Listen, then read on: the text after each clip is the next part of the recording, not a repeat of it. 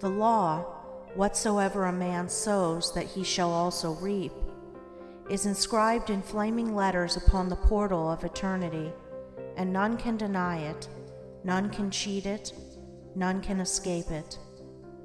He who puts his hand in the fire must suffer the burning until such a time as it has worked itself out, and neither curses nor prayers can avail to alter it.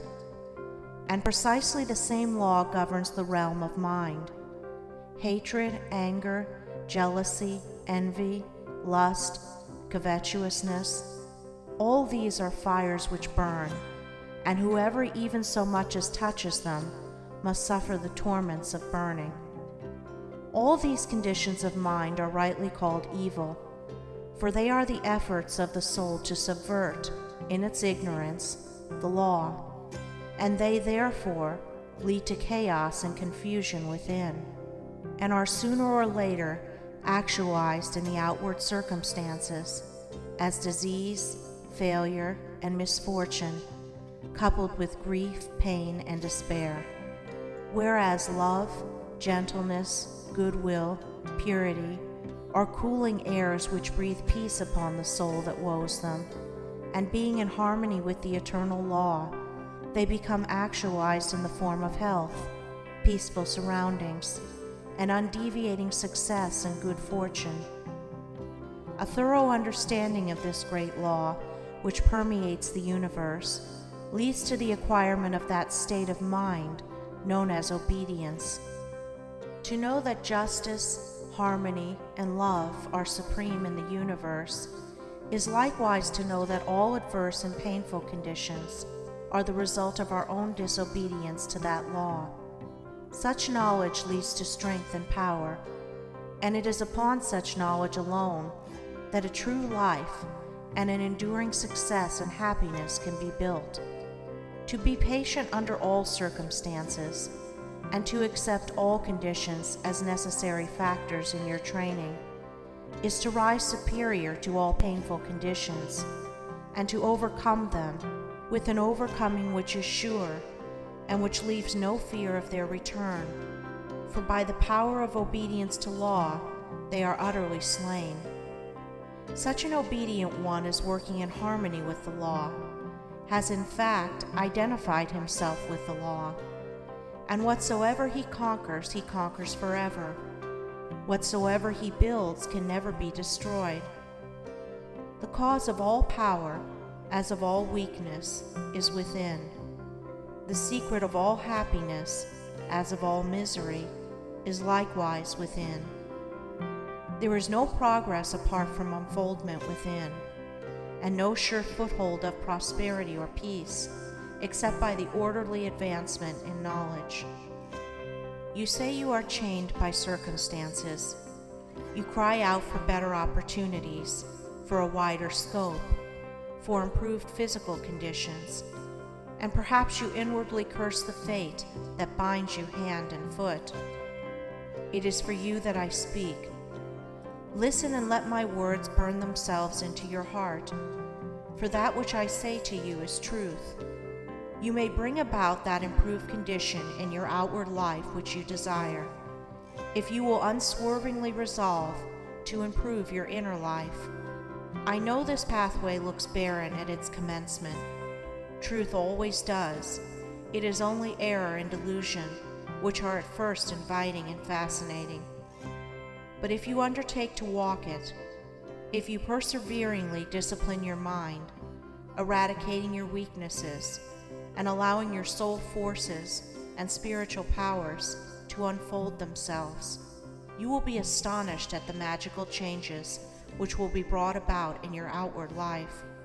As you proceed, golden opportunities will be strewn across your path, and the power and judgment to properly utilize them will spring up within you. Genial friends will come unbidden to you.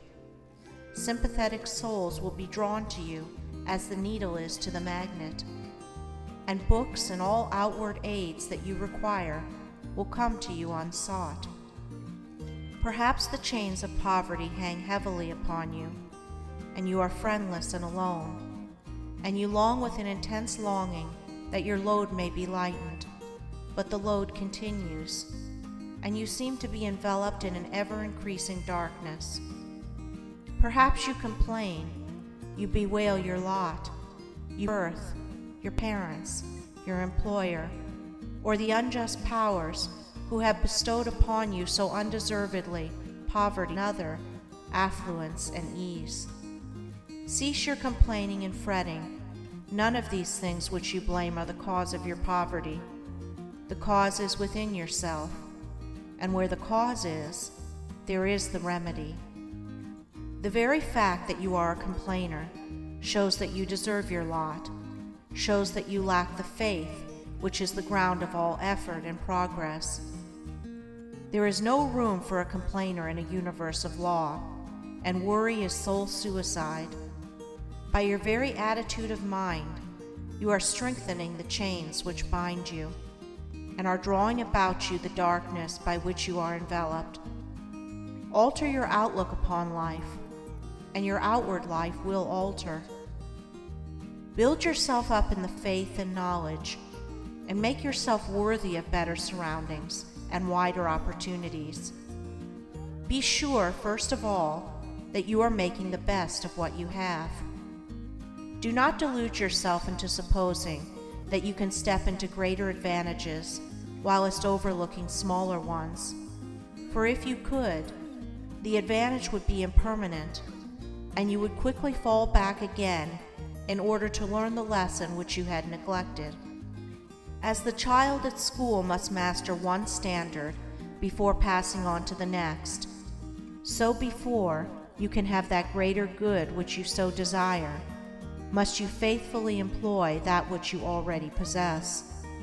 The parable of the talents is a beautiful story illustrative of this truth. For does it not plainly show that if we misuse, neglect, or degrade that which we possess, be it ever so mean and insignificant, even that little will be taken from us, for by our conduct we show that we are unworthy of it. Perhaps you are living in a small cottage and are surrounded by unhealthy and vicious influences. You desire a larger and more sanitary residence. Then you must fit yourself for such a residence by first of all making your cottage, as far as possible, a little paradise. Keep it spotlessly clean. Make it look as pretty and sweet as your limited means will allow. Cook your plain food with all care, and arrange your humble table as tastefully as you possibly can. If you cannot afford a carpet, let your rooms be carpeted with smiles and welcomes, fastened down with the nails of kind words, driven in with the hammer of patience. Such a carpet will not fade in the sun, and constant use will never wear it away. So by ennobling your present surroundings, you will rise above them, and above the need of them, and at the right time, you will pass on into a better house and surroundings, which have all along been waiting for you, and which you have fitted yourself to occupy. Perhaps you desire more time for thought and effort, and feel that your hours of labor are too hard and long.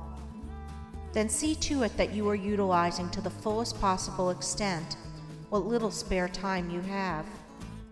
It is useless to desire more time if you are already wasting what little you have, for you would only grow more indolent and indifferent.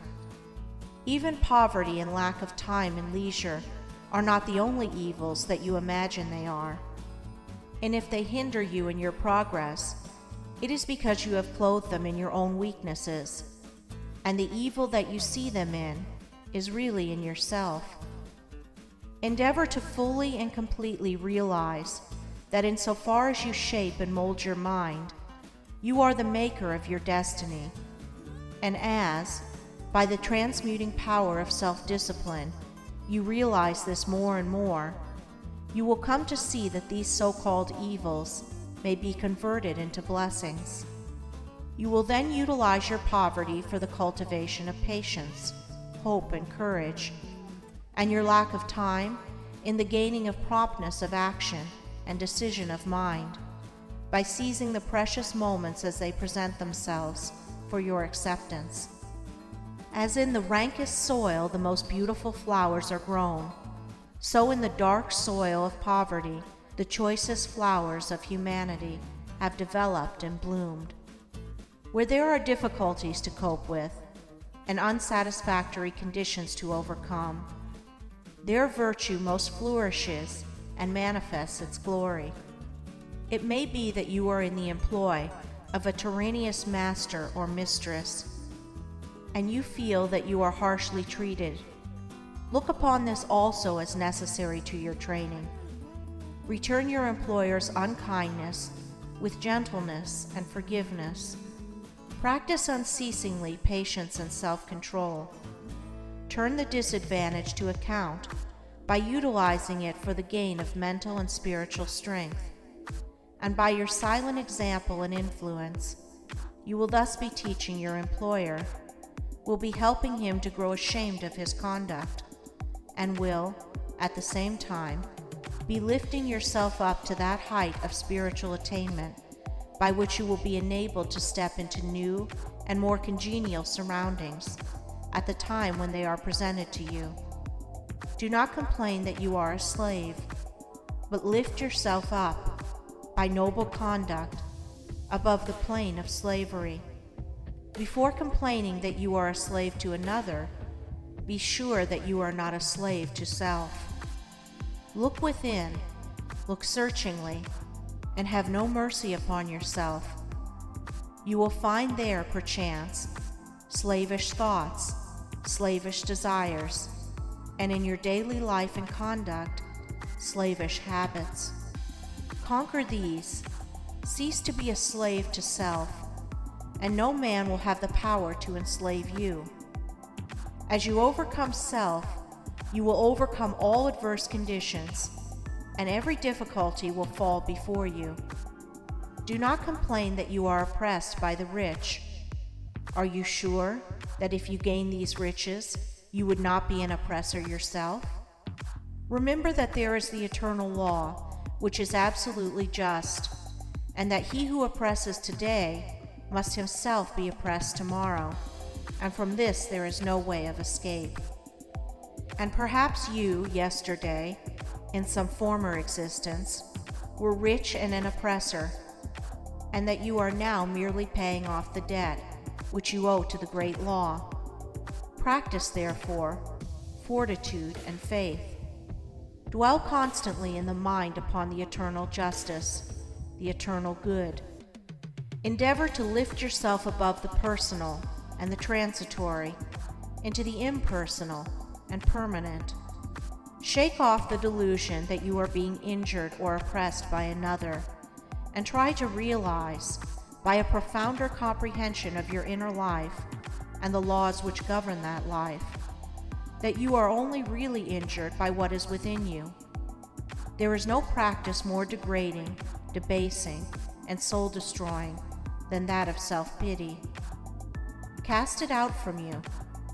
While such a canker is feeding upon your heart, you can never expect to grow into a fuller life. Cease from the condemnation of others, and begin to condemn yourself. Condone none of your acts, desires, or thoughts that will not bear comparison with spotless purity, or endure the light of sinless good. By so doing, you will be building your house upon the rock of the eternal, and all that is required for your happiness and well-being will come to you in its own time. There is positively no way of permanently rising above poverty or any undesirable condition, except by eradicating those selfish and negative conditions within, of which these are the reflection, and by virtue of which they continue.